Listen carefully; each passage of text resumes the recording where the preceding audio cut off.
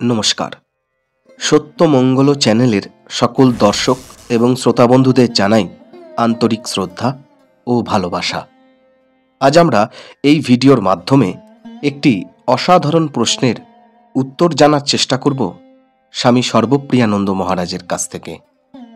প্রশ্নটি ঠিক এই রকম: স্বাধীনতার পর আমরা অনেকটা সময় পেরিয়ে এসেছি। এত বছরে আমাদের নানা বিষয়ে অগ্রগতি নেহাত কম নয়, কিন্তু তার পাশাপাশি উচ্চাকাঙ্ক্ষা যত বাড়ছে ততই বাড়ছে অপ্রাপ্তিবোধ। মানসিক অস্থিরতা সাংঘাতিকভাবে ঢুকে পড়ছে সমাজে। আমাদের এত গভীর জীবনবোধের রসদ থাকা সত্ত্বেও এই সমস্যা আমরা ঠেকাতে পারছি না। এই বিষয়ে আগামী দিনে আমাদের কি করণীয়? এই বিষয়ে অসাধারণ উত্তর দিচ্ছেন স্বামী সর্বপ্রিয়ানন্দ মহারাজ। তিনি বলছেন, এ কথা ঠিকই, চোখ কান খোলা রাখলে আমরা সত্যিই বুঝতে পারব যে এত বছরে দেশের কিন্তু অগ্রগতি হয়েছে। ইতিহাসের দিকে তাকালেই দেখা যাবে স্বাধীনতার আগে সামাজিক পরিস্থিতি কি দুর্বিষহ ছিল। নিঃসন্দেহে একটি ধারাবাহিক অগ্রগতির ফলে আমরা বর্তমান অবস্থায় এসে পৌঁছেছি। সমাজে নারী অধিকার ও ক্ষমতায়নে পরিবর্তন এসেছে। জাতিভেদের সমস্যা 100 বছর আগে যে অবস্থা ছিল, এখন সে তুলনায় বেশ কিছুটা উন্নত হয়েছে।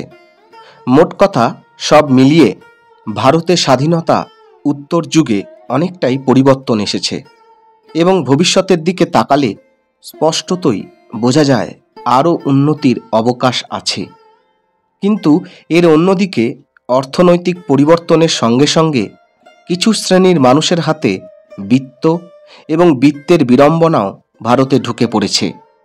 তার মধ্যে বেশ বড় সমস্যা হল অপ্রাপ্তিবোধ, অসুখী মানসিকতা, হতাশা, একাকিত্ব, উদ্দেশ্যহীনতা ইত্যাদি। আর বিশেষত যুব সমাজকে যদি দেখা যায়, একদিকে তাদের মধ্যে দারুণ উচ্চাকাঙ্ক্ষা। তারা বস্তুগত সচ্ছলতা বা সমৃদ্ধির দিকে যেতে উৎসুক। আর যদি বা কেউ অতটা উৎসুক নাও হয়, সমাজ যেন সম্মিলিতভাবে তার উপর চাপ দিতে থাকে উচ্চাকাঙ্ক্ষী হওয়ার জন্য, অর্থের পিছনে ছোটবার জন্য। ফলত অস্বাস্থ্যকর এক প্রতিযোগিতা এসে পড়েছে। ছোট ছোট ছেলে মেয়ে মানসিক চাপে জর্জরিত হয়ে পড়ছে। সুযোগ যেমন নিশ্চিতভাবে আগের থেকে বেড়েছে, তেমন এটিও সত্যি যে সেই সুযোগ আজও সবার কাছে সমানভাবে নেই। যারা সেই সুযোগ পাচ্ছে, শেষে গিয়ে দেখা যায় তারা সব কিছু পেয়েও কোথাও যেন অপূর্ণতা অনুভব করছে। দেখা যাচ্ছে অতি সাধারণ ঘরের ছেলে মেধার জোরে দারুণ একটি চাকরি পেল, বিদেশে গেল।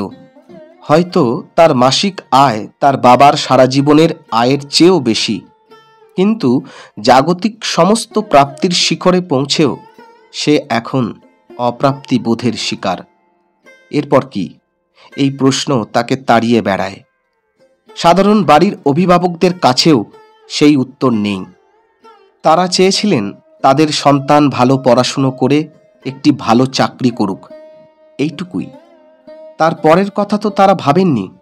অতএব যে জীবনকে একটি অর্থ দেওয়ার জন্য এত ছোটাছুটি, সব শেষে সে তেমনই উদ্দেশ্যহীন থেকে গেল দেখা যাচ্ছে। এই হলো বস্তু জগতের সমস্যা। না পেলে হতাশা, আর পেলেও অপূর্ণতা বোধ। এর কোনো শেষ নেই। তাহলে কি এই অতৃপ্তি, অসহায় অবস্থা শেষ কথা আজকের দিনে? তখন তিনি বলছেন, এই যে চোখের সামনে এত লাখপতি কোটিপতিরা ঘুরে বেড়াচ্ছেন, এরা জীবনে পূর্ণতা পেয়েছেন বলে কি আমরা মনে করি? এই বস্তুগত জীবনে কে তৃপ্তি পেয়েছেন? কেউই যদি শেষ অবধি তৃপ্ত না হয়ে থাকেন, আমি বা কোন ভরসায় ভাবি যে আমি তৃপ্ত হব? বিত্ত, নতুন নতুন গ্যাজেট, ঝাঁ চকচকে জীবন, এর কোনোটি কিন্তু খারাপ নয়।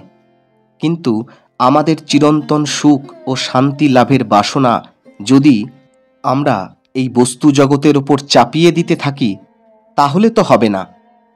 সে আমাদের সাময়িক স্বাচ্ছন্দ্য, বিলাসিতা দিতে পারে, কিন্তু সে তো কোনোদিন প্রতিশ্রুতি দেয়নি যে আমাদের সব অতৃপ্তি ঘুচিয়ে দেবে।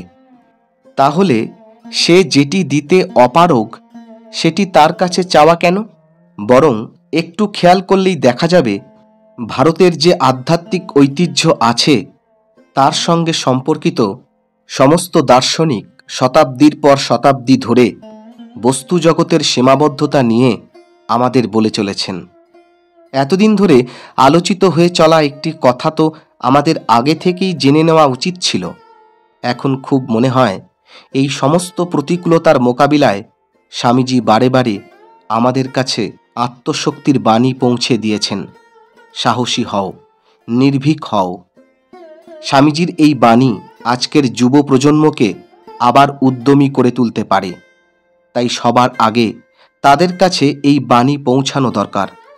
তাদের প্রত্যেকের এই বিষয়ে সম্যক একটি ধারণা হওয়া প্রয়োজন যে শরীর, মন, সাফল্য, ব্যর্থতায় মোরা যে জীবন, সেটুকু আমার অস্তিত্ব, আমার ইতিহাস নয়।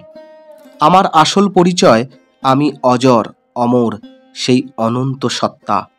এই ধারণা যদি মনে প্রথিত হয়ে যায় তবে এই বস্তু জগতের প্রাপ্তি অপ্রাপ্তি সামলে নেওয়ার কাজটিও অনেকাংশে সহজ হয়ে যায়। কি অসাধারণ কথা বললেন স্বামী সর্বপ্রিয়ানন্দ মহারাজ। আজকের ভিডিও এইটুকুই। আশা করছি আজকের ভিডিও আপনাদের খুব ভালো লেগেছে। আর সত্যিই যদি ভালো লেগে থাকে তাহলে প্রতিদিনের মতো ভিডিওটিতে একটি লাইক, শেয়ার, কমেন্ট ও চ্যানেলে যারা নতুন এসেছেন তারা চ্যানেলটিকে সাবস্ক্রাইব করে সত্যমঙ্গল চ্যানেলের পাশে থাকবেন। ধন্যবাদ।